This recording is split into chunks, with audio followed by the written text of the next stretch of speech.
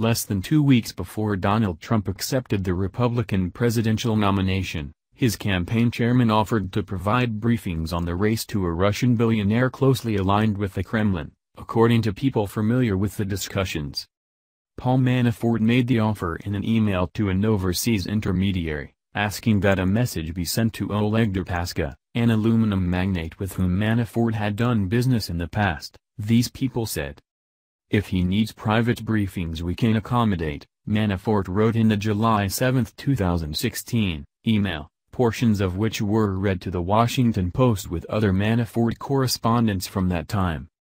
The emails are among tens of thousands of documents that have been turned over to congressional investigators and special counsel Robert Mueller's team as they probe whether Trump associates coordinated with Russia as part of Moscow's efforts to interfere in the 2016 U.S. election. There is no evidence in the documents showing that Deripaska received Manafort's offer or that any briefings took place. And a spokeswoman for Deripaska dismissed the email exchanges as scheming by consultants in the notorious Beltway bandit industry. Nonetheless, investigators believe that the exchanges, which reflect Manafort's willingness to profit from his prominent role alongside Trump, created a potential opening for Russian interests at the highest level of a U.S. presidential campaign, according to people familiar with the probe. Several of the exchanges, which took place between Manafort and a Kiev-based employee of his international political consulting practice, focused on money that Manafort believed he was owed by Eastern European clients. The notes appear to be written in deliberately vague terms, with Manafort and his employee, Konstantin Kilimuk, never explicitly mentioning Deripaska by name. Investigators believe that key passages refer to Deripaska. The billionaire is referenced in some places by his initials, OVD, and one email invokes an expensive Russian delicacy in what investigators believe is a veiled reference to Manafort's past work with Deripaska.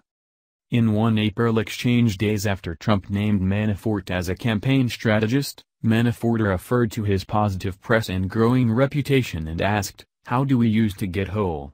Manafort spokesman Jason Maloney said today that the email exchanges reflected an innocuous effort to collect past debts. "It's no secret Mr. Manafort was owed money by past clients," Maloney said.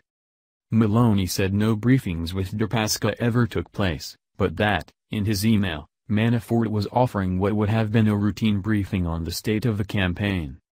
Vera Kurachkina, a spokeswoman for Rusal, the company led by Deripaska, today derided inquiries from the Washington Post that she said veer into manufactured questions so grossly false and insinuating that I am concerned even responding to these fake connotations provides them the patina of reality. The email exchanges add to an already perilous legal situation for Manafort, whose real estate dealings and overseas bank accounts are of intense interest for Mueller and congressional investigators as part of their examination of Russia's 2016 efforts. People close to Manafort believe Mueller's goal is to force the former campaign chairman to flip on his former Trump associates and provide information. In August, Mueller's office executed a search warrant during an early morning raid of Manafort's Alexandria, Virginia, condominium, an unusually aggressive step in a white-collar criminal matter.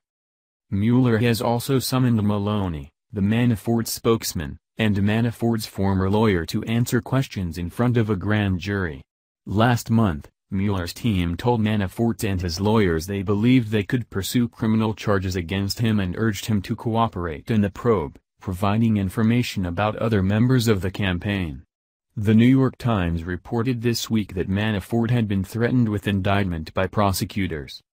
The emails now under review by investigators and described to the Post could provide prosecutors with additional leverage. Kilimuk did not respond to requests for comment. A spokesman for Mueller declined to comment.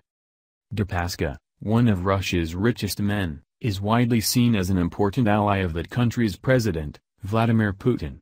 1A. U.S. diplomatic cable from 2006, published by WikiLeaks, referred to Deripaska as among the 2-3 oligarchs Putin turns to on a regular basis. The billionaire has struggled to get visas to travel to the United States due to concerns he might have organized crime ties in Russia, according to the Wall Street Journal. He has vigorously denied any criminal ties. Russian officials have frequently raised the matter over the years with U.S. diplomats, according to former U.S. officials familiar with the appeals. In 2008, one of Manafort's business partners, Rick Davis, arranged for Deripaska to meet then-presidential candidate John McCain at an international economic conference in Switzerland. At the time, Davis was on leave from Manafort's firm and was serving as McCain's campaign manager. The meeting caused a stir, given McCain's longtime criticism of Putin's leadership. The Washington Post reported in 2008 that Deripaska jointly emailed Davis and Manafort following the meeting to thank them for setting it up. Davis did not respond today to a request for comment. At the time of the McCain meeting, Manafort was working in Ukraine, advising a Russia-friendly political party. He ultimately helped to elect Viktor Yanukovych as president in 2010. In 2014, Yanukovych was ousted from office during street protests and fled to Moscow. Manafort and Deripaska have both confirmed they had a business relationship in which Manafort was paid as an investment consultant. In 2014, Deripaska accused Manafort in a Cayman Islands court of taking nearly $19 million intended for investments, then failing to account for the funds, return them or respond to numerous inquiries about exactly how the money was used. There are no signs in court documents that the case has been closed. The emails under review by investigators also show that Manafort waved off questions within the campaign about his international dealings, according to people familiar with the correspondence. Manafort wrote in an April 2016 email to Trump press aide Hope Hicks that she should disregard a list of questions from the Post about his relationships with Deripaska and a Ukrainian businessman, according to people familiar with the email. When another news organization asked questions in June, Manafort wrote to Hicks that he never had any ties to the Russian government, according to people familiar with the email. Hicks, now the White House communications director, declined to comment.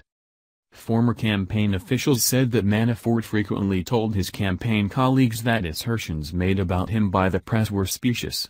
Hicks, however, told colleagues she was uncomfortable with Manafort's style and concerned he was not always putting the candidate's interests first. The emails turned over to investigators show that Manafort remained in regular contact with Kilimnik, his longtime employee in Kiev, throughout his 5-month tenure at the Trump campaign. Kilimnik, a Soviet Army veteran, had worked for Manafort in his Kiev political consulting operation since 2005. Kilimnik began as an office manager and translator and attained a larger role with Manafort, working as a liaison to Deripaska and others, people familiar with his work have said. People close to Manafort told the Post that he and Kilimnik used coded language as a precaution because they were transmitting sensitive information internationally. In late July, 8 days after Trump delivered his GOP nomination acceptance speech in Cleveland, Kilimnik wrote to Manafort with an update, according to people familiar with the email exchange.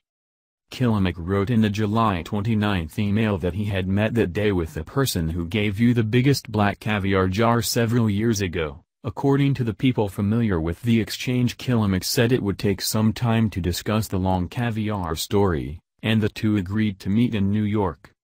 Investigators believe that the reference to the pricey Russian luxury item may have been a reference to Manafort's past lucrative relationship with Deripaska, according to people familiar with the probe. Thanks for watching. Please subscribe my STC News channel. Goodbye and see you again.